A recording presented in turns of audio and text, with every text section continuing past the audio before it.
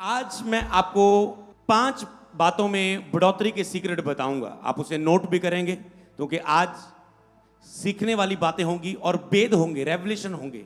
हर point में एक वेद होगा, उसके विषय उस पॉइंट में लॉन्ग टीचिंग नहीं होगी। एक विषय पर 5 विषय में 5 रेवलेशन होंगे और जब उन वेदों को आप अपनी आत्मा में लेंगे, जिस तरह विश्वास की गवाहियों को आपने देखा, जैसे वो इमेज आपके अंदर आत्मा में चले जाएगी और आपको याद रहेगी, क्योंकि जो आप सुनते हैं विश्वास सुनने से फिर आपके अंदर एक इमेज बन जाती, एक पिक्चर बन जाती, मुझे ये करना है, मुझे ये प्राप्त करना है, मुझे इसमें चलना है, ये वेद।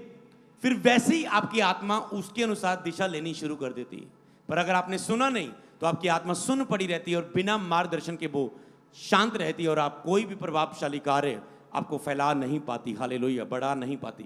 ओके, पहला वेद जो मैं आपको सिखाऊंगा वो है, जो बढ़ोतरी के, आज मैं 5 हिस्सों में बढ़ोतरी के सीक्रेट में आपको बताऊंगा। तो पहला हिस्सा जिसमें आपकी बढ़ोतरी कैसे होगी, उस हिस्से में एक मैं पॉइंट बताऊंगा।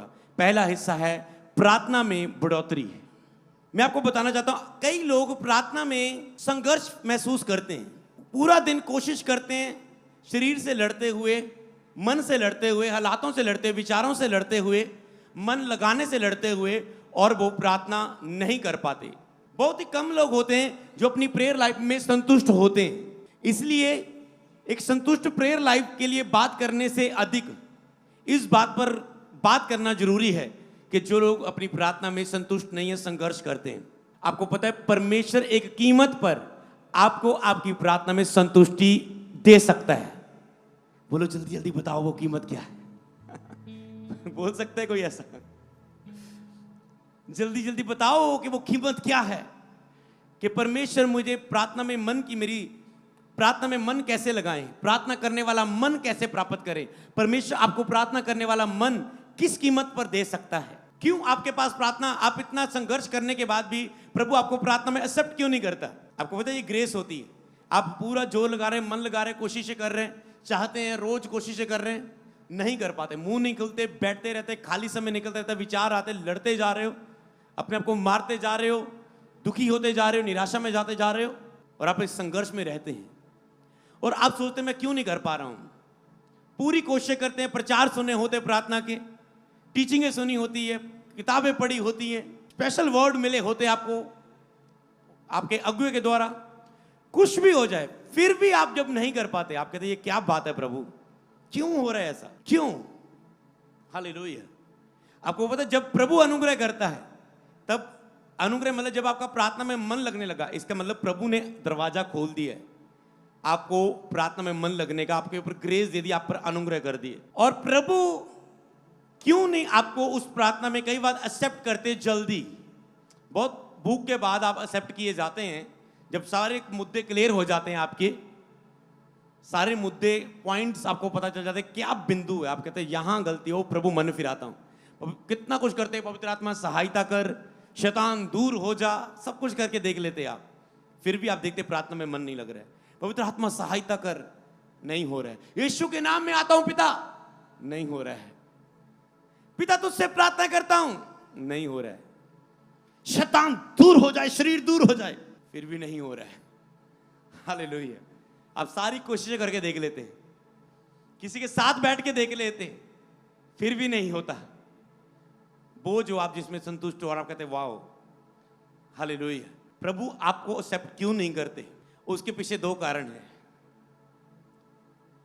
अगर आप शरीर के आगे झुक के और अनआज्ञाकारी करके प्रतिदिन के जीवन में प्रार्थना में जाओगे, प्रभु आपको एक्सेप्ट नहीं करेगा कि वो आपको प्रार्थना करने वाला मन अनुग्रह दे, कि वो आपके साथ आत्मा एक हो जाए, होली स्पिरिट आत्मा में एक होके आत्मा में प्रार्थना कर पाओ, आत्मा से प्रार्थना कर पाओ, पवित्र स्थान में प्रार्थना कर पाओ, ये नहीं होगा, एक्सेप्ट नहीं किए जाते तुम। पुराने नियम में जब पवित्र स्थान का द्वार खोला जाता था, कुछ नियम होते थे। ये व्यक्ति पवित्र स्थान में आ पाएगा, ये बंदा बाहरी हिस्से में रहेगा। अगर बाहरी हिस्से वाला व्यक्ति भी अपने आप को इस गोत्र में आए, इस गोत्र का हो, एक्सेप्ट किया जाएगा। अगर बाहरी हिस्से वाला भी अपने आप को संसार से अलग करे, एक याजक के रूप में आए, तो ये यहां पर एक्सेप्ट किया जाएगा, तो ये काम कर सकता है। उसने अलग किया हो, उसने संसार से अपने आप को अलग किया हो, उसने अपने आप को पवित्र किया हो, संसार पे मन ना लगा हो, उसका काम एक ही हो, बस भवन में प्रभु के पवित्र स्थान में आना, और कोई नहीं, कोई लड़कियों के बीच नहीं, कोई संसार दुनिया के बीच नहीं, इंटरनेट में क्या है, अखबार में क्या पढ़ा, दुनिया में क्या चल रहा है, फेसबुक में क्या देखा, यूट्यूब में क्या देखा, कौन दुनिया में क्या कर रहा है, किसकी चुगली सुनी, किसकी निंदा सुनी, कोई कुछ नहीं। जो अलग किए होते थे सेपरेट, कि कोई उनके मनों में ना आए, जैसे जंगल में ले जाना, भक्ति करना, आप ऐसी फीलिंग को देखते हैं कई लोगों में, तो एक मूल्य होता था कि वो एक्सेप्ट किए जाए। आज परमेश्वर ने हमारे लिए वो पर्दा खोल दिया है, मतलब हर कोई पवित्र स्थान में नया जन्म पाया हुआ व्यक्ति, हर एक व्यक्ति पवित्र स्थान में प्रवेश कर सकता है। हम सब नया जन्म पाए हुए हैं, पवित्र आत्मा पाए हुए हैं, तो हम प्रवेश कर सकते हैं। पर अगर पवित्र आत्मा पाने के बाद भी, पवित्र आत्मा आपको किस लिए दिया है? पवित्र आत्मा आज्ञाकारिता पसंद करता है, और जहां आप आज्ञाकारी नहीं कर पाते, वहां पर आप पवित्र आत्मा की सहायता को मांगते हैं। अगर आप अनाज्ञाकारी, पूरे दिन में अनाज्ञाकारी करके, मतलब प्रभु ने कहा कोई आप वचन को नहीं पढ़ रहे, आपने फोन पर बहुत कुछ देखा, पाप नहीं किया पर बहुत कुछ नेगेटिव देखा, बहुत कुछ नेगेटिव सुना, बहुत लोगों की इधर उधर की बातें सुनी, बहुत कुछ शरीर में नकारात्मक बातें बोली, नकारात्मक अविश्वास को बोला। प्रतिदिन आप अविश्वास के कारण कितना कुछ खोते हैं आपको नहीं पता, लेकिन विश्वास बिना प्रसन्न नहीं होता, अविश्वास के कारण वो अप्रसन्न होता है। सारा दिन आपने अविश्वास की नकारात्मक बातें की। चेलों को प्रभु ने क्या किया? डांटा, अविश्वास के कारण, अप्रसन्न होके, आत्मिक गुस्से से डांटा उन्हें। आप अप्रसन्न करते, अनाज्ञाकारी करते, प्रभु कहते विश्वास में बने रहो।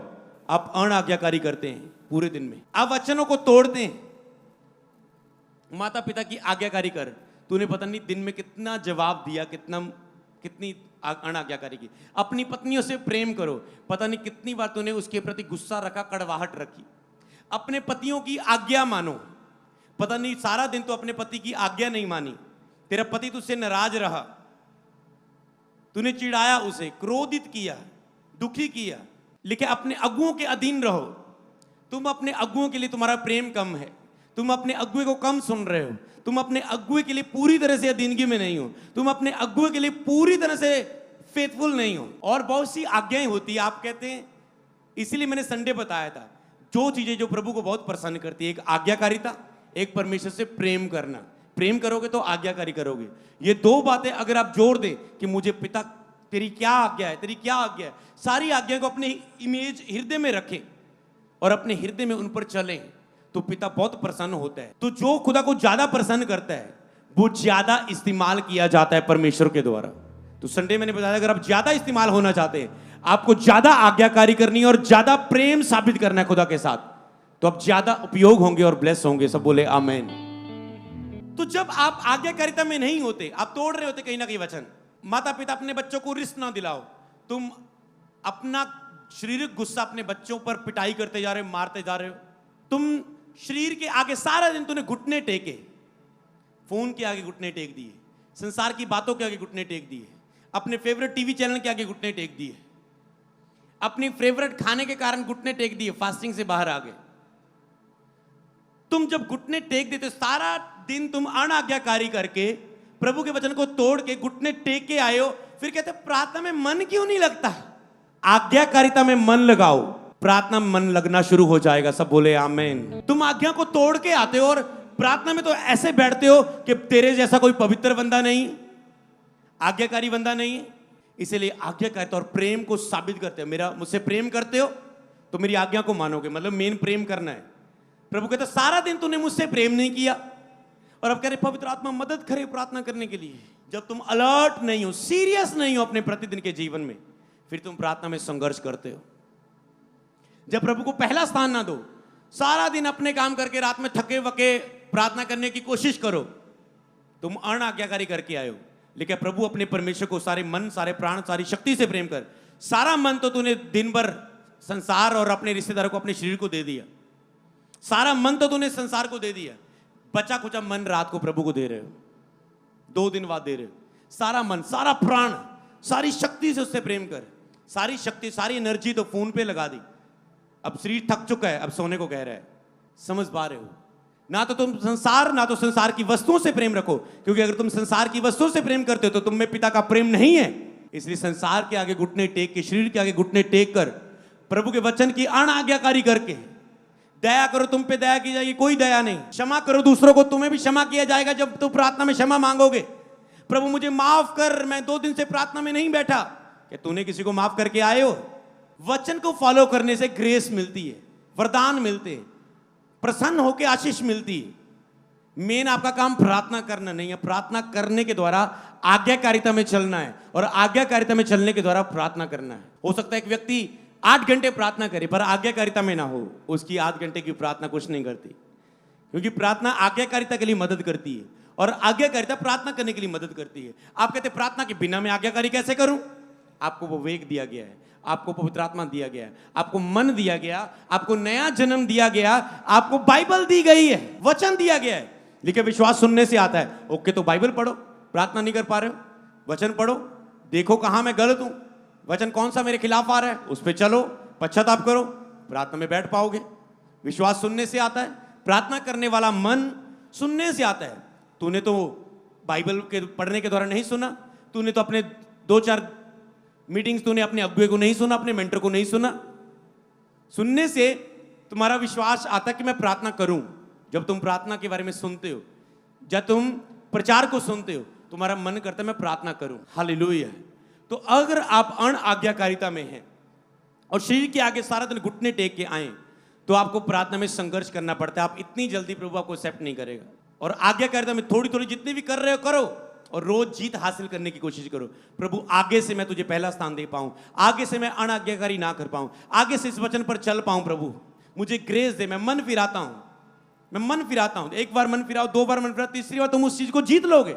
जब तुम जीत के आओगे प्रार्थना में, खुदा बोलेगा मेरा विश्वास योग्य सेवक, आजा मैं तुझे ग्रहण करता हूं। अब मैं वो जो बातें आंखों ने नहीं देखी, कानों ने नहीं सुनी, जो तेरे चित्त में नहीं है, अब मैं तुझे दिखाता हूं। मैं तुम्हें बड़ी बड़ी बातें, कठिन कठिन बातें बताऊंगा जो तेरे अभी चित्त में नहीं है। अब मैं तुझे वो बातें बताऊंगा, बड़ी बड़ी और कठिन बातें। अब वो शांति जो सारी समझ से परे है, अब मैं वो तुझे देता हूं। मैं अपनी शांति तुम्हें देता हूं, वो अपनी शांति तुम्हें देगा। सारा वातावरण बदल जाएगा। सब बोले आमेन। तो समझ पा रहे हो, प्रार्थना में अगर आप बढ़ना चाहते हो, आगे निकलना चाहते हो इन चीजों से, और आप अपने प्रार्थना में एक मन से संतुष्ट होना चाहते हो, प्रार्थना करने वाला मन प्राप्त करना चाहते हो, तो आज्ञाकारिता करते हुए जाएं, वचन पर चलते हुए जाएं, पूरा दिन अलर्ट रहे, मुझसे को वचन टूट तो नहीं रहा। आज जब अनुग्रह का समय आ गया, मसीह इतने वचन को तोड़ते हैं, इतने वचन को तोड़ते हैं, मिनट लगाते हैं, फिर कहते हैं अनुग्रह क्यों नहीं हो रहा है, दया क्यों नहीं हो रही। सारा दिन तुम वचनों को तोड़ रहे हो, वचनों पर चल नहीं रहे, आज्ञा को तोड़ रहे हो। अभी तो मैंने आज्ञा की बात नहीं की, एक दिन चलो पूरी आज्ञा पर ही बात करेंगे, फिर अपने स्कैन करेंगे। अगर मैं इधर 400 आज्ञाएं बोलूं, चलो किसी दिन रिकॉर्ड करके डाल दूंगा यूट्यूब पर, ये आज्ञा, कोई टीम को बुलवा के जा लिख के, सुनते रहना, फिर स्कैन करते रहना, है ना। सारी आज्ञाओं की लिस्ट रख लो, फिर देखो किसमें तुम टिक लगा रहे हो, किसमें कांटी लगा रहे हो, तुम्हें पता चल जाएगा प्रभु तुझे क्यों नहीं ग्रहण कर रहा है। फिर एक एक बीत बात में चलना शुरू करो। समझ पाए? इसलिए कितनी बातें तुम कितनी बातों में मिस कर रहे होते हो। प्रार्थना करना ही सबसे पहले एक आज्ञा है। तूने 5 दिन प्रार्थना नहीं की, 6वें दिन मुंह चक के आगे मेरा मन क्यों नहीं लगता। सारा दिन संसार में तूने मुंह मारा, शरीर के आगे घुटने टेके, दुनिया के आगे झुके, फोन को पकड़ के रखा, और बाद में कहते प्रभु प्रार्थना में मन क्यों नहीं लग रहा है, पवित्र आत्मा सहायता क्यों नहीं कर रहा है, यीशु अपने लहू से धो दे, धोया क्यों नहीं जा रहा हूं। हालेलुया। पश्चाताप भी कर रहा हूं फिर भी ग्रहण नहीं कर रहा, क्यों? हालेलुया। क्योंकि तुम उसमें पश्चाताप करते जा रहे हो, लेकिन जो गलती को मान लेता है, छोड़ देता है। आज तूने मान लो प्रभु मैं 2 दिन से तेरे साथ नहीं बैठा अच्छी तरह से, मुझे माफ कर दे प्रभु। ओके प्रभु अभी तुझे प्रार्थना करने वाला मन नहीं देगा, ओके कल देखते। समझ पा रहे? कल फिर बैठे, शरीर काम, झाड़ू पोछा, सेवकाई, ये वो, स्कूल का काम, ये काम, इसको खुश, गेम खेल, टीवी देख, ये वो, पता नहीं क्या क्या मान लो। प्रभु मैं आज फिर नहीं कर पाया, प्रभु मैं ऐसा क्यों हूं, मैं ऐसा वैसा, पूरी तरह जो शरीर में आता बोलते जाओगे। समझ पा रहे हो क्यों नहीं एक्सेप्ट किया? क्योंकि प्रभु देखता है आज पश्चाताप किया क्या, कल क्यों नहीं किया, इंतजार करता है। जब तुम आज रोए, पश्चाताप किया, कल करके दिखा दिया, और आप कहें प्रभु आज मैं वैसा नहीं आया, आज मैं करके आया। अब मुझे तू भी एक कदम आगे बढ़ा। तूने कहा तुम एक कदम आओगे, मैं 10 कदम आऊंगा। प्रभु आजा अब तू भी नीचे और मुझे खींच ले अपनी हजूरी की ओर। हालेलुया। प्रार्थना करने वाला मन प्राप्त करना, प्रभु की ओर से दया और अनुग्रह प्राप्त करना। मैं तुझ पर अनुग्रह करने वाली और प्रार्थना सिखाने वाली आत्मा उंडेल दूंगा। मतलब अनुग्रह किया जाता है प्रार्थना के लिए, प्रार्थना सिखाने के लिए भी अनुग्रह किया जाता है। मान लो जो मैंने आज आपको विश्वास की प्रार्थना दी, ये अनुग्रह है। तुम ऐसी प्रार्थना नहीं कर सकते, ऐसी विश्वास की प्रार्थना लोगों को देके हीलिंग नहीं कर सकते अपनी ओर से। अगर तुझे ये अनुग्रह, ये गिफ्ट ना दिया जाए करने का, तुम कॉपी नहीं कर सकते। समझ पा रहे हो? तुम लिख के प्रार्थना करोगे, एक सीखी हुई प्रार्थना में आओगे और काम नहीं होगा। इसीलिए अनुग्रह पाना जरूरी है। आज से आप प्रार्थना में बढ़ोतरी हासिल करोगे यीशु मसीह के नाम में। प्रार्थना करने वाला मन प्राप्त करोगे यीशु मसीह के नाम में। आज बड़ी मीटिंग में ये 5 बड़े अनुग्रह आपके जीवन में होंगे यीशु मसीह के नाम में। हालेलुया। तो तुम अनाज्ञाकारी करके प्रार्थना में आते हो, फिर कहते हो मैं प्रार्थना करने वाले मन में सहायता क्यों नहीं हासिल कर पा रहा हूं, मैं क्यों नहीं कर पा रहा हूं ये अनुग्रह को। तो आपको फैसला करना है। समझ पा रहे हो? आज फैसला करना है। आज पता है चर्च, आज की कलीसिया क्या करती है? आज की कलीसिया चाहती है तेल से अभिषेक कर दो, ले हैंड कर दो, व्हाइट कार्ड में ले हैंड कर दो, मुझे एक प्रोफेटिक वर्ड दे दो ऑफिस में, मुझे बता दो मैं ये करूं या ना करूं। पर जिम्मेवारियां नहीं लेना चाहती अपने ऊपर। याद रखो, यीशु मसीह ने अब संसार में रहते जिम्मेवारियां दी चेलों को। तुम क्यों नहीं दुष्ट आत्मा निकाल पाए? ये करना पड़ेगा। तुम ये क्यों तूफान को क्यों नहीं शांत कर पाए? ये करना पड़ेगा। समझ पा रहे? तुम्हें ये करना पड़ेगा, ये करना पड़ेगा, ये करना है। प्रार्थना ऐसे करनी। जिम्मेवारियां दी उन्हें, जब तक स्वर्ग से सामर्थ्य ना पाओ इंतजार करना। बहुत सारी जिम्मेवारियां दी। आज जब चर्च में कलीसिया को काम सौंपा जाए, उनको लगता है ये केवल टीचिंग वाली चर्च है, मुझे कुछ आशीष नहीं दे रही, मेरी आशीष के लिए प्रेयर नहीं कर रही, सिखाती जा रही, मुझ पर निर्भर करती जा रही। और ऐसे लोग हमेशा गटियों में रहते। आपको पता है मिरेकल्स, आज आपके लिए प्रेयर होगी, मिरेकल्स होंगे, लगातार मिरेकल्स आपको मिल रहे हैं। प्रेयर होगी, आपने चमत्कार ले लिया, पर यीशु आपकी आत्मा के लिए रोता है। आज आप बड़ी से बड़ी गवाहियां भी ले लो, कल स्वर्ग खो दो, लेकिन अगर सारे जगत को प्राप्त कर लो, सारे संसार की चीजों को प्राप्त कर लो, तेरी आत्मा ही नरक में जाए तो क्या फायदा? इसलिए खुद पर तुझे निर्भर होना तेरी आत्मा को बचाता है। पाप ना करना, आज्ञाकारिता में चलना, बाइबल पढ़ना, प्रेयर करना, रोजे रखना, पवित्रता में चलना, सीरियस होकर चलना, मसीह में आज्ञाकारिता में चलना, अपनी आत्मिक जिम्मेवारियों को पूरा करना, ये तुझे स्वर्ग को लेके जाता है। नहीं तो तुम चंगाइयां लेते जाओगे, आशीष बरकत ले, क्या फायदा हो? मैंने कहा आज तूने चंगाई ले ली, कल तुम खुद में विश्वास में नहीं, कहां पास्टर को ढूंढोगे? मैं बोलूंगा अगली विश्वास की प्रार्थना 3 दिन बाद है, डॉक्टर बोले आज रात तक ही जिंदा रहेगा, और आप मेरी 3 दिन बाद मेरी विश्वास की प्रार्थना की सभा को याद करोगे कि कहां है? चंडीगढ़ में, बुधवार की है, एतवार की है, कहां नजदीक है? कहीं विश्वास की प्रार्थना के आगे लेके जाना चाहता हूं इस व्यक्ति को। इमरजेंसी क्या करोगे? जब रात कोई फोन नहीं उठा रहा है, जब दुष्ट आत्मा जाहिर हो गई है बच्ची में, माँ में, पिता में, किसमें भी, फैमिली में, तब क्या करोगे? तब यही नींव जो तेरी आत्मिक है वो काम करती है। अपने पैरों पर खड़े हो जाओ। कब तक बच्चे बने रहोगे? हालेलुया। कब तक दूसरों की सामर्थ पर निर्भर रहोगे? कब तक दूसरों के विश्वास से चंगाई लेने में निर्भर रहोगे? अपने विश्वास और अपने अधिकार को, अपनी सामर्थ में खड़े हो जाओ। हालेलुया। क्योंकि प्रभु ने आपको लेने वाला नहीं, देने वाला बनाया है। कब तक लेते ही रहोगे? तुम जगत की ज्योति हो, तुम्हारा उजाला चमकने के लिए चुना गया है। इसलिए चंगाई के बाद अगर आपकी आत्मा का उद्धार ना हो, नरक में जाए, क्या फायदा हुआ आपका? बाबे चेलों के पास भी तुम ले सकते हो ये तो, 2-3 मुर्गे चढ़ा के, हाँ इजी है, 2-3 लाख खराब करके, समझ पा रहे हो?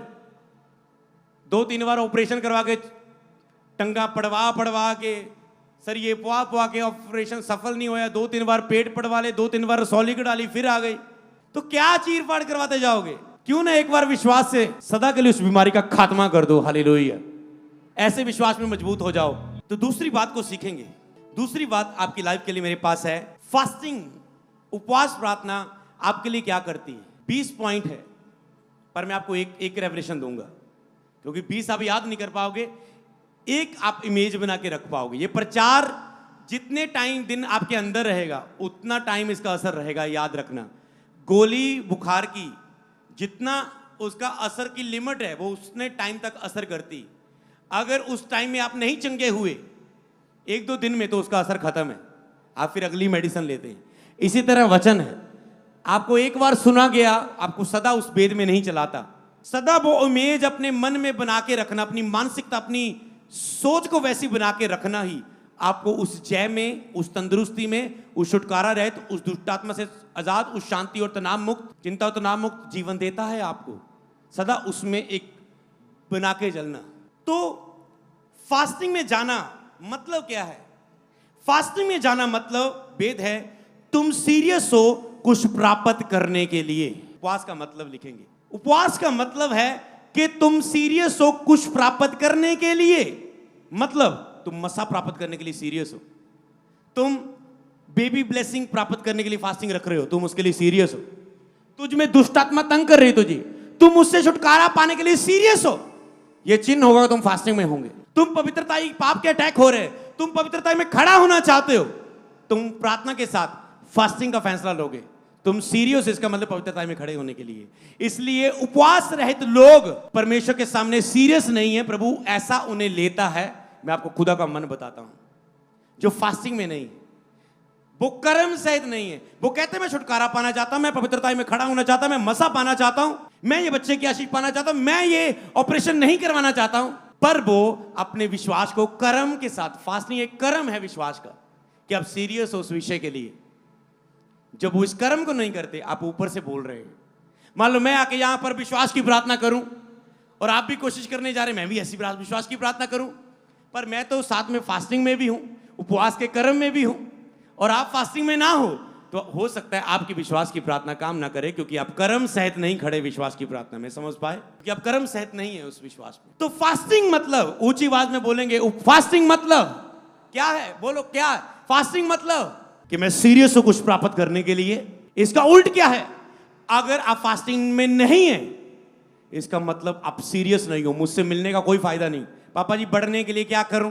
हाँ, दुष्टात्मा से आजाद होने, अगर तुम सीरियस नहीं हो यार, ये बेसिक तुम पूरा ना करो, तो मैं, मेरी अगुवाई तेरे लिए क्या करोगे? तुम सुनोगे, मैंने अगर तुझे वर्ड भी देगा, फिर भी अगर तुझे ये बेसिक भेद, रेवलेशन, बेसिक बातें हैं जो जिसकी नींव है, अगर नींव की बातों के भेद तेरे अंदर इमेज बन के नहीं खड़े, आज सुन रहे हो कल भूल जाते हो। लिखा है जो वचन सुन के भूल जाता है वो अपना शीशे में चेहरा देके भूल जाता है और उस दाग को साफ नहीं करता। फिर जब उसी दाग से उसके चेहरे पर कुछ ऐसा कालक लगी हुई है, उसको दिखी, शीशे पर देख के उसे साफ करना भूल गया, जब स्कूल में गया, कॉलेज में गया, बिजनेस में गया, सब उस पर हंस रहे हैं।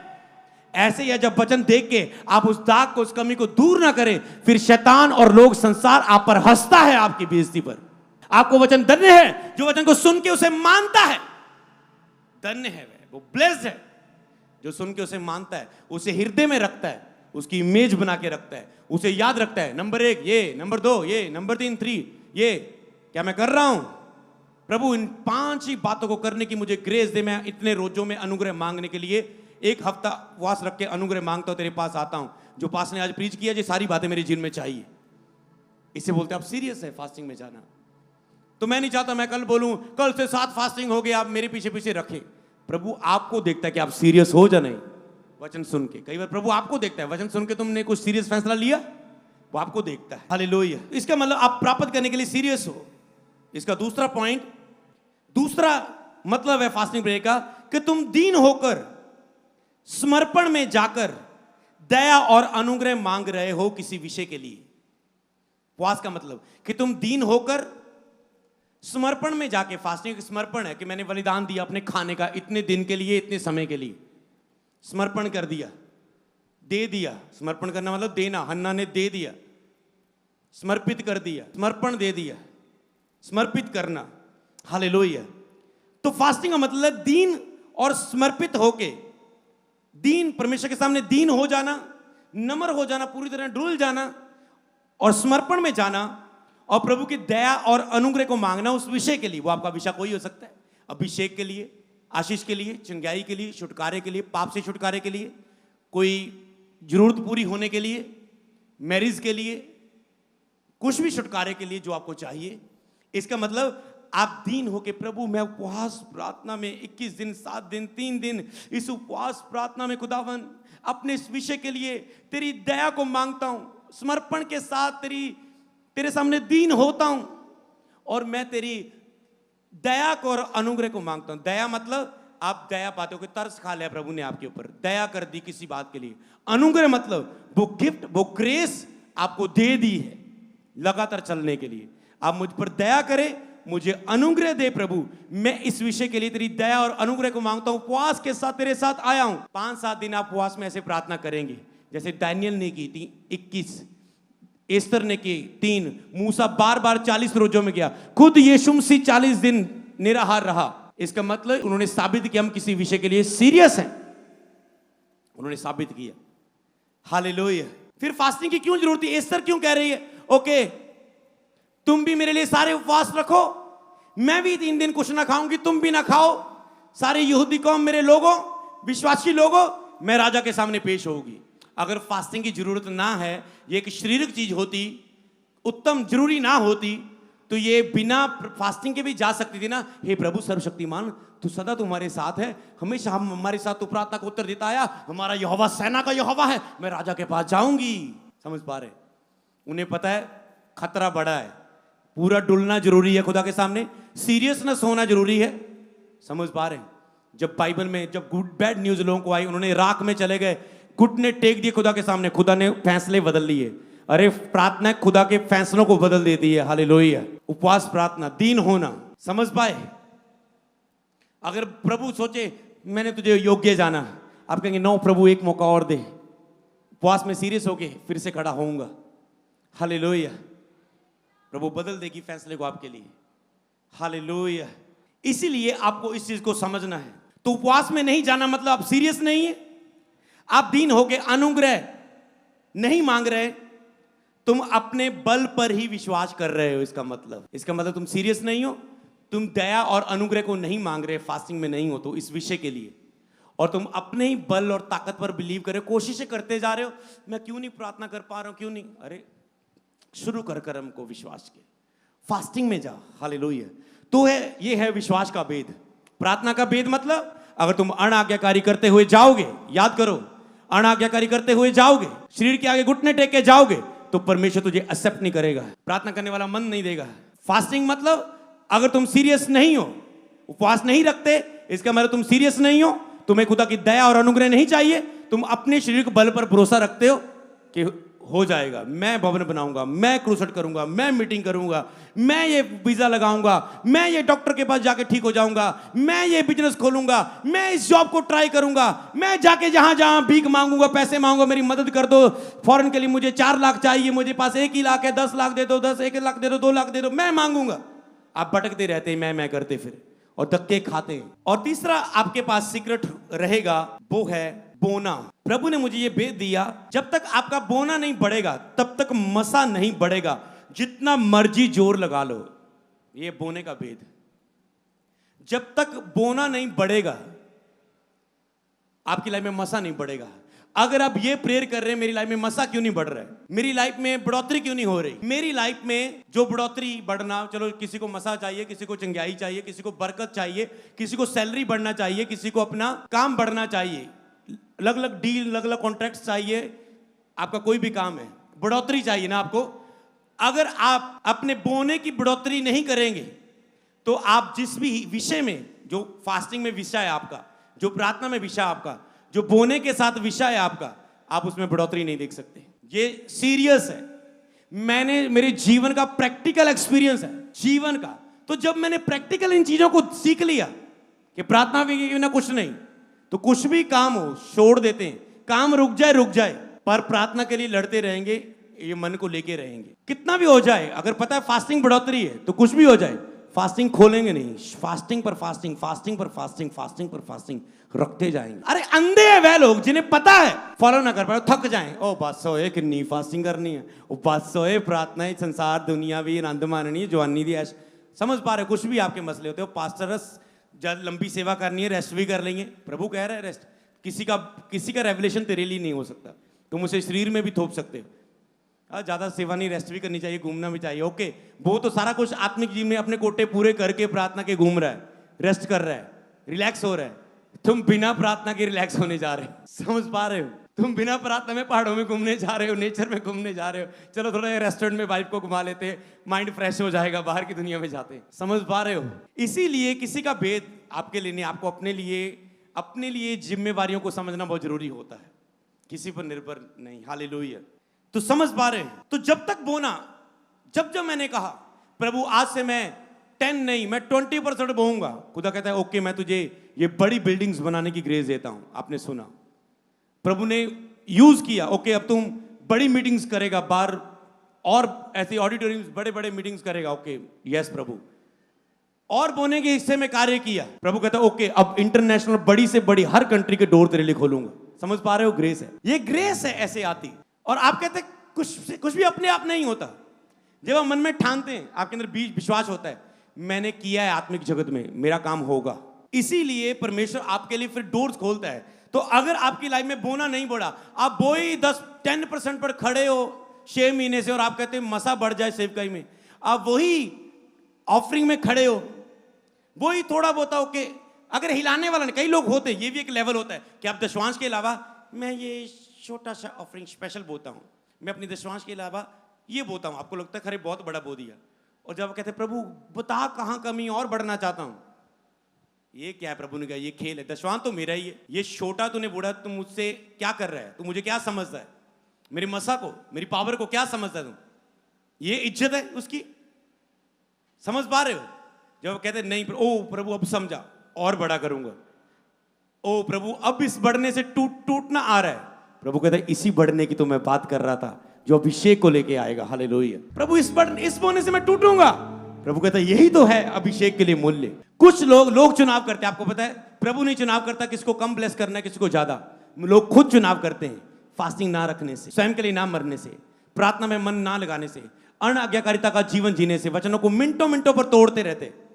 आपको नहीं पता दिन भर कितने आप अनाज्ञाकारी करते हैं, कोई बात नहीं कि खुदा कड़ा देखता क्या हो जाना, जब खुदा ले लेता ना कोई चीज फिर पता लगता है, जब ले लेता है फिर आप रोते हो पिटते हो, खुदा वेट करता है वापस लेने में उसे, उस ग्रेस का हाथ उठाने का। हालेलुया। इसीलिए आपको जल्दी सुधर जाना है आज बड़े और बिगेस्ट भेद में। हालेलुया। तो समझ पा रहे हो? तो अगर आपका बोना नहीं बढ़ रहा है, इसका मतलब आपकी बढ़ोतरी नहीं है, आप बिलीव नहीं करते काटने पर, चिन्ह है ये। और अगली बात, अगर आपने खुद नहीं बोया, क्योंकि सेवक भी लोग सुनते हैं, तो आप कभी बोने के ऊपर अधिकार से प्रीच नहीं कर पाओगे। आप फोकी अनाउंसमेंट करेंगे, चर्च की ये जरूरतें हैं, सभी बो सारे नु 500 लाने हैं, सारे हजार पाओ आप प्लाट लेने हैं, आपके ऊपर अथॉरिटी पावर नहीं आएगी।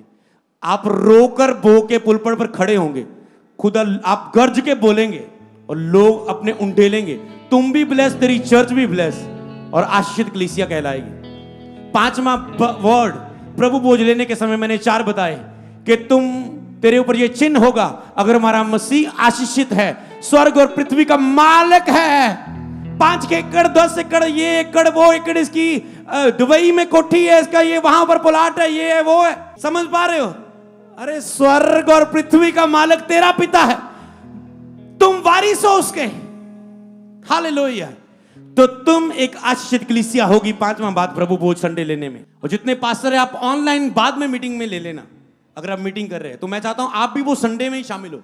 ऑनलाइन संडे फॉरेन के लोग रात को मीटिंग देखेंगे, कोई सुबह मॉर्निंग देखेगा, तो आप उसे देखो। प्रभु बोझ की द्वारा मीटिंग वो लगा के साथ प्रभु बोझ उस वेदों के साथ लोग प्रोफेटिक वर्ड बोलते हुए तुम देखोगे एक ग्रेस, तुम इन 5 बातों में अपने जीवन में देखोगे यीशु मसीह के नाम में।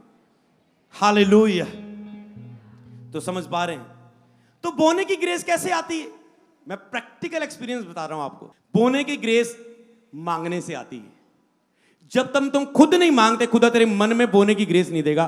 तुम 3-3 महीने 6-6 महीने बिना बीज बढ़ाए गुजार सकते हो और बिना मसा के, बिना बढ़ोतरी के, बिना बड़ी गवाहियों के जीते रहोगे। कहेगा कोई साडा था जी एक वीजा नहीं लगता है, तब सीधी वीजा लग बोलते हैं, ओ जी मेरा वीजा लग गया, ये सीधा बोलते मैं मीटिंग करने जा रहा हूं, वीजे का नाम ही नहीं बीच में। हालेलुया। समझ पा रहे हो? तो ये ग्रेस है खुदावंद की। तो ये आती है जब आपने कुछ किया होता है, फिर आप टेस्टमनी देते हैं अपने बोने की। आप पहले नहीं बताते, जब आप बोने के रिजल्ट देखते हैं, बढ़ोतरी देखते हैं, फिर आप देखते हैं। हालेलुया। जो मैंने 6वें साल में सेवकाई के 7वें साल में बोया है, 8वें साल में मैं उसके असर देख रहा हूं और 3 साल असर देखूंगा। हालेलुया। इतना उसमें टूटना था, उसे कवर करते करते मुझे साल लग गया। हालेलुया। पर मैं कोई बात नहीं, गति में चल लेंगे, पर उसके बाद स्पीड इतनी आएगी ना, कुछ चीजें रुकी रहेगी चर्च में, बढ़ोतरी के लिए रुकी रहेंगी जो ग्रोथ करती है मिनिस्ट्री की, कोई बात नहीं। पर इस बोने का जब काटने का टाइम आएगा तो मुझे पता है, हालेलुया, आज मैं काट रहा हूं और बहुत कुछ काटने जा रहा हूं। हालेलुया। तो बड़ी मीटिंग में आज एक बड़ा ब्लेस्ड सरमन आपकी लाइफ में, अगर तूने इसे केवल सुनने वाला प्रीच बना दिया और एक इमेज बना के ना रखी, याद रहे आपको, तो ये है बोने की ग्रेस। अनुग्रह मांगने से, प्रभु मैं बढ़ना चाहता हूं, प्रभु मैं बढ़ना चाहता हूं, मुझे प्रेयर की ग्रेस दे, मुझे बाइबल पढ़ने की ग्रेस दे, मुझे रोजे रखने की ग्रेस दे, मुझे अधिक बोने की ग्रेस दे, मैं बढ़ना चाहता हूं। पर मूर्ख है वह लोग, प्रभु मैं बढ़ना चाहता हूं, बढ़ना चाहता हूं, बढ़ोतरी बढ़ोतरी बढ़ोतरी बढ़ोतरी बढ़ोतरी बढ़ोतरी। अनुग्रह मांगे जिससे बढ़ोतरी होगी, उसे करें, फिर बढ़ोतरी आएगी। हालेलुया। क्योंकि विश्वास कर्मों के बिना मुर्दा है, विश्वास बोलने से नहीं, विश्वास कर्म करने से आता है। लहू बहने वाली औरत ने सुना, आप इस प्रीच को सुन रहे हैं, सुन के उसने मन में कहा यदि मैं वस्त्र को छू लूंगी तो मैं चंगी हो जाऊंगी। आपको भी कहना है, इस वचन को फॉलो करूंगा तो मेरी लाइफ में भी ये आशीषें आएंगी। उसके बाद उसने केवल बोल के चुप नहीं होगी, मैं उसके वस्त्र को छू लूंगी चंगी हो जाऊंगी। उसने जाके वस्त्र को छुआ। आपने केवल यहां पर बोल के नहीं जाना, मैं जाके ऐसा करूंगा, करके दिखाना है पूरा हफ्ता। हालेलुया। और फिर वो छुआ तो वो क्या हो गई, उसने जिस बात के लिए उसे छुआ, जो उसका विषय था, वो उसने पा लिया। हालेलुया। इसलिए बोना, प्रार्थना, उपवास आपके उस विषय को पा लेता है। तो आपको ग्रेस मांगनी है। बहुत समय ऐसे हुए, पहले मेरा बोना नहीं आया कभी भी। मैंने पहले रो रो के ग्रेस मांगी, प्रभु मैं बीज बढ़ाना चाहता हूं, बढ़ा नहीं पा रहा हूं, प्रभु मैं फास्टिंग रखना चाहता हूं, मेरी छूटनी नहीं चाहिए, ये मेरी फास्टिंग इतनी तारीख को पूरे हो जाएंगे, प्रभु मुझे उस 21 तारीख को ही अगली फास्टिंग की ग्रेस चाहिए। समझ पा रहे हो? मुझे उसी तारीख में आगे बढ़ने की ग्रेस चाहिए, आगे फिर से चाहिए फास्टिंग की। मेरा इतना बोने का समर्पण पूरा होने वाला है प्रभु, उसके बाद मुझे फिर से चाहिए। हालेलुया। क्योंकि कुछ चीजें अगर तुमने अपने बल से करनी होती, तुम 8 घंटे रोज प्रार्थना कर लेते। अगर तुमने अपने बल से फास्टिंग करना होता, रोज कर पा लेते। क्या मुश्किल है बैठना ही? ये अपने बल बोना अपने बस की बात नहीं। जब तक आत्मा में टच ना पहुंचे वचन के द्वारा, विश्वास ना पैदा हो, तब तक ये कर्म विश्वास का तुम नहीं कर पाते। जब तक बोने का फेथ ना हो, जब तक तुझे लगता है पास्टर जी मांग रहे हैं, लगता है चर्च मांग रही है, जब तक आपकी सोच ये होती है, आप प्रीच को एक अलग थिंकिंग से सोचते हैं। अगर मैं आपको बोलूं पास्टर तू इतना बो, प्रभु तुझे इतना ब्लेस करेगा, आपको लग रहा है शायद मांग रहा है। चाहकर भी मैं आपको सीक्रेट नहीं दे पाऊंगा, सिर्फ फेथफुल लोगों को बता पाऊंगा, क्योंकि आप उससे शारीरिक रूप में लेंगे। जब तक आपका स्टैंडर्ड नहीं है, आपको इस लेवल के कभी वर्ड नहीं मिलेंगे।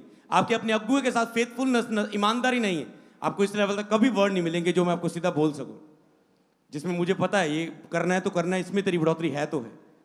अपने आप उस लेवल पर रखो, मेंटरशिप में उस लेवल के मेंबरशिप बनो चर्च के।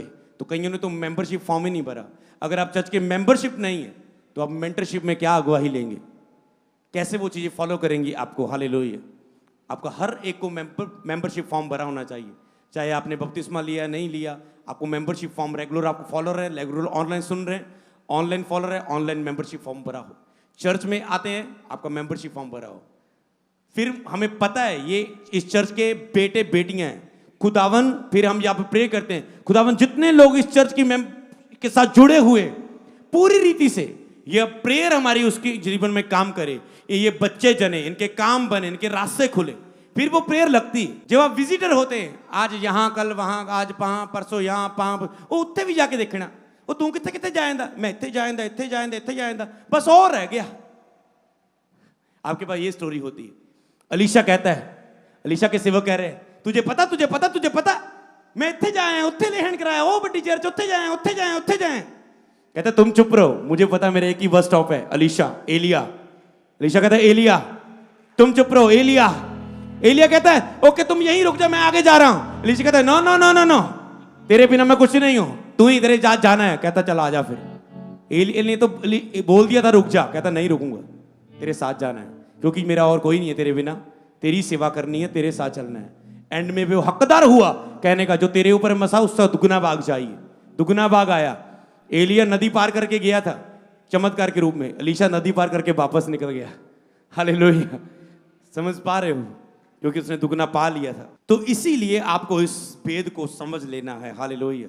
मेरे ख्याल से आप अद्भुत रीति से इस बात को सीख चुके हो और इसे अपने हृदय में, अपनी आत्मा में प्राप्त कर चुके हैं। हालेलुया। तोड़ने वाला बोना, तो इसलिए अगर ये आप इनमें कर्म ना करें, व्हाइट गारमेंट्स मीटिंग में आपने सीखा था कर्म करना विश्वास के, तो आपको जैसे प्रभु मुझे ये ग्रेस चाहिए, सभी बड़ी मीटिंग में जो मैंने प्रीच सुना, आप देखेंगे बढ़ोतरी सचमुच आपको फॉलो करके ही रहेगी। मैंने कहा ये बढ़ोतरी का महीना है, तुम जितना मर्जी भाग लो, बस सरमन सुनना, तुम बढ़ोतरी करके रहोगे, से फॉलो करके। हालेलुया। चौथी ग्रेस है वचन। तो विश्वास से चौथी ग्रेस है, मतलब मैं फेथ कह सकता हूं, जब वचन कह सकते हैं, मैं विश्वास कह सकता हूं। विश्वास तो प्राप्त करने वाला विश्वास की ग्रेस, क्या आप चल रहे हैं उसमें जिसमें आप सब कुछ प्राप्त कर रहे हैं? प्राप्त करने वाली विश्वास की ग्रेस, क्या आप टेस्टमनी प्राप्त कर रहे हैं अपने लिए?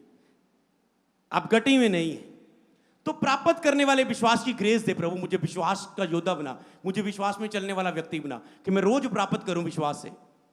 हो सकता है आपका बच्चा अविश्वास बोले, आपका हस्बैंड अविश्वास बोले, आपकी पत्नी रोज विश्वास को बोलते हुए प्राप्त कर रही, तो आपको ऐसे विश्वास से बोलने वाला बनना है। हालेलुया।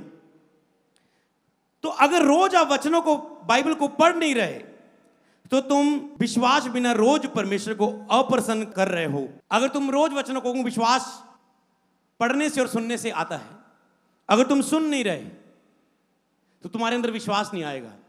मान लो आज कई लोग इस क्रियाओं को ग्रेस मांगेंगे और करेंगे, इसमें सफल भी होंगे। कैसे आया आपके अंदर ये करने का विश्वास? आपने मुझसे सुना। अगर आज का प्रचार आप ना सुनते तो क्या इन चीजों पे आप चल पाते, इसमें करने की ग्रेस पा पाते? तो विश्वास सुनने से आता है। तो इसीलिए अगर आप बाइबल को नहीं पढ़ रहे, परमेश्वर के लिखित वचन को पढ़ नहीं रहे, पढ़ने से विश्वास आता है, सुनने से आता है। और अगर मैं सुनने और पढ़ने में अंतर की बात करूं, जब आप वचन के बारे में सुनते हैं तो आपके अंदर पढ़ने का मन भी आता है, नहीं तो आप बाइबल खोलते नहीं है घर में। सुनने से आपको वचन पढ़ने का मन भी आता है, और पढ़ने के बाद आपको जब कुछ प्रश्न आते, आपको नहीं समझ आती कुछ बातें, तो फिर आप प्रचारक को ढूंढते हैं कि उसके द्वारा खुदा भेद को आपके ऊपर प्रकट करे, फिर आपके अंदर सुनने का मन भी आता है। जो बाइबल कम पढ़ते हैं वो अपने मेंटर को हमेशा कम सुनते हैं। जो मेंटर को कम सुनते हैं वो हमेशा आपको बाइबल को कम पढ़ते हुए मिलेंगे, यह चिन्ह होगा। तो इसीलिए आपको इस चीज को समझना है, क्योंकि वचन पढ़ने से, अगर रोज बाइबल को आप नहीं पढ़ रहे हैं तो ये अविश्वास में आप जी रहे हैं, जो प्रभु को रोज अप्रसन्न कर रहा है। हालेलुया। क्योंकि प्राप्त करने वाले विश्वास रोज सुनने से आता है, कभी कभार सुनने से नहीं, रोज सुनते रहने से। जैसे आप सुनते रहते, मतलब ऑडियो बाइबल लगा लो, नीति वचन लगा लो, प्रेरितों के काम को लगा लो, सुनते जाओ। काम पे जा रहे एक प्रीच लगा लो, गाड़ी पे जा रहे एक प्रीच लगा लो, कानों में कुछ ना कुछ जा रहा है, तेरा सारा दिन ब्लेस्ड गुजरेगा, क्योंकि तेरे अंदर विश्वास एक इमेज रहेगी, तेरी सोच नकारात्मक नहीं रहेगी, तेरा ध्यान वचनों पर रहेगा, विश्वास पर रहेगा। क्योंकि तुम काम पर जाते हुए वचन सुनते जा रहे हो, और चर्च में आ रहे हो, तुम गाड़ी में ऐसे सोए सोए नहीं आ रहे, तुम एक प्रचार सुनते, चर्च में अपने समय को सही उपयोग करते आ रहे। प्रचार को सुनो, ज्यादातर सॉन्ग सुनने से ज्यादा प्रचार को सुनो, वो तेरे फेथ को बढ़ाएगा। अगर सॉन्ग नहीं कुछ कर रहा है, कई बार आत्मा कह रहा है सॉन्ग सुन, ये सॉन्ग नया है, लगा इसे, आत्मा से तू भरेगा, ये लफ्जों को बोल मेरे लिए। पर ज्यादातर आप वचनों को सुने, सॉन्ग की जगह वचनों को लगाएं। घर में रोज आप लगा रहे हो ना टेप पर, ज्यादा वचनों को लगाओ। कानों में जाएंगे, आप फेथ में रहेंगे और प्रतिदिन आप प्रसन्न करते रहेंगे। जब आपके विश्वास के उल्ट कोई बात आएगी, आपने वचन ताजा ताजा सुना होगा, वो आपके अंदर इमेज बनी रहेगी और आप जीत हासिल करेंगे उस हिस्से पर। हालेलुया। तो इसीलिए आपको ये चीज समझना है, क्योंकि प्राप्त करने वाला विश्वास सुनने से होता है। हालेलुया। जो पूरे फेथफुल होंगे उनके अंदर, तो इसी तरह आपको इस बात को समझना है, इस रीति से इस बात को अपनाना है अपने अंदर, क्योंकि लिखा है विश्वास सुनने से आता है। तो आपको सुनना है, सुनने के बाद आपको करने की बात, उसके प्रति आपको करने का विश्वास आता है। हालेलुया। तो इसीलिए जैसे आपने आज वचन के द्वारा सीखा, तो ये है वचन को सुनते रहना, उसके प्रति अपने अंदर विश्वास को प्राप्त करना। वचन सुन के एक तस्वीर अपने अंदर प्राप्त करना, जो वचन आपके अंदर बनाता है। तस्वीर कौन बनाता है? वचन। जैसे आज आपके अंदर एक हीलिंग की, आज एक आत्मिक बढ़ोतरी की तस्वीर दिएगी, किसने बनाई? ये प्रभु के वचन ने। हालेलुया। वचन एक तस्वीर बनाता है, फिर उसे मन में रखकर उसे मुंह से बोलना शुरू करें, उस तस्वीर को रख के उसे मुंह से रोज बोलना शुरू करें और उसके अनुसार काम करना शुरू करें। सब बोले आमेन। तो लास्ट बात है, पांचवी बात, अपने अधिकार का प्रयोग करना। अपने अधिकार का प्रयोग करना। यीशु ने कहा, मैं तुम्हें शैतान की पूरी सांप पर अधिकार देता हूं, किसी वस्तु से तुम्हें कुछ हानि ना होगी। इसका मतलब अगर आप अधिकारों को उपयोग नहीं कर रहे हैं मसीह में, आपके पास अथॉरिटी की प्रेयर है, अधिकार से प्रेयर है करने की, अगर आप अधिकार नहीं प्राप्त यूज कर रहे हैं, इसका मतलब आपकी हानि होगी। रोज की प्रतिदिन अविश्वास के कारण, शैतान के द्वारा, नकारात्मक सोचों के द्वारा, शारीरिक विचारों के द्वारा, शैतानी आवाजों के द्वारा। उसने कहा अगर तुम अधिकारों को उपयोग नहीं करोगे तो तुम्हारी हानि होगी, पर अगर तुम अधिकारों को उपयोग करोगे जो मैंने तुझे दी है, तो किसी भी बात से तुम्हारी को हानि ना होगी। आज नॉर्मल एक विश्वासी बैड न्यूज सुनता है, मेरी इस चीज में हानि होगी, मेरी इस चीज में हानि होगी, मेरी इस चीज में, परिवार में, फैमिली में, इसको उसको, पैसे में, ये वो, जॉब में, बिजनेस में, काम में, सेवा में, ये चीज टूट गई, ये हो गया, वो हो गया, ये आत्मिक जीवन में हो गया, ये गिर गया, वो गिर गया, ये लड़ाई होगी, ये कुछ ना कुछ हानि होती है। उसने कहा अधिकारों को उपयोग नहीं करोगे तो हानि होगी। तो अगर आप हानि होना नहीं देना चाहते तो रोज मुंह खोलो, अधिकार की फायर प्रेयर करो। ये रुकनी नहीं चाहिए चीजें आपके जीवन में, तुम्हें कोई चीज से हानि नहीं होगी। हालेलुया। उसने कहा जब यीशु मसीह के पास तूफान आए, यीशु मसीह ने क्या किया, उसे डांटा। उसने कहा तूफान से तुम्हारी कोई हानि ना होगी। यीशु ने अपनी अथॉरिटी को उपयोग किया और चेलों को सिखाया कि तुम्हें अधिकार को उपयोग करना है। हालेलुया। विश्वास बढ़ने से तुम कहते तूफानों से बात करोगे, तो जब तुम विश्वास में बढ़ते हो तो तुम फिर अपने तूफानों से बात कर पाते हो, अथॉरिटी को उपयोग कर पाते हो। हालेलुया। तो इसीलिए आपको इन चीजों को अपनाना है। जो विश्वास किया आपने उसे प्राप्त करना है, जो सुना है उसे मुंह पर लाना है और उसके अनुसार कर्म करना है। हालेलुया। तो कितनी बातें आपने सीखी। प्रार्थना, सबसे पहले इसे अपने अंदर इमेज बना के जाओ कि आपको जवानी याद रहे कि अगर अन आज्ञाकारी करके और शरीर के आगे घुटने टेक के तुम प्रार्थना में आए हो तो तुम प्रार्थना करने वाला अनुग्रह और मन नहीं प्राप्त करोगे। दूसरी बात, उपवास ना रखना मतलब कि तुम अपने ऊपर, परमेश्वर के ऊपर उपवास ना रखना मतलब कि तुम परमेश्वर से ना ही तो दया चाहते हो, ना ही उस विषय के लिए अनुग्रह चाहते हो, ना ही तुम परमेश्वर की ओर से ग्रेस चाहते हो। उपवास ना रखना मतलब कि तुम उस विषय में सीरियस नहीं हो। यह है फास्टिंग। तो तीसरा आपके लिए था बोना। अगर तुम बोने को नहीं बढ़ा रहे तो भूल जाओ कि तुम कर्मों के बिना बढ़ोतरी को प्राप्त करोगे। हालेलुया। अगर तुम बो चुके ऑलरेडी, गॉड ब्लेस यू, पर अगर मुझे पता कलीसिया बोने वाली है, आपने सबसे अधिक बोया है, आपको कोई बोने में हरा नहीं सकता, कोई नहीं। हालेलुया। आपने बोया, पर कोई भी रह ना जाए, मैं वो बात कर रहा हूं, कोई रह ना गया हो। अगर तुम बोने में रह गए, तुम बढ़ोतरी के लिए बिलीव नहीं कर रहे। हालेलुया। तो जब तक तुम बड़ा बोने को बड़ा नहीं करोगे, मरने वाला, तब तक बड़ी बढ़ोतरी तुम्हारे जीवन में नहीं आ सकती वचन के अनुसार। हालेलुया। कर्मों के बिना, क्योंकि विश्वास का अंगीकार मूर्ता है। हालेलुया।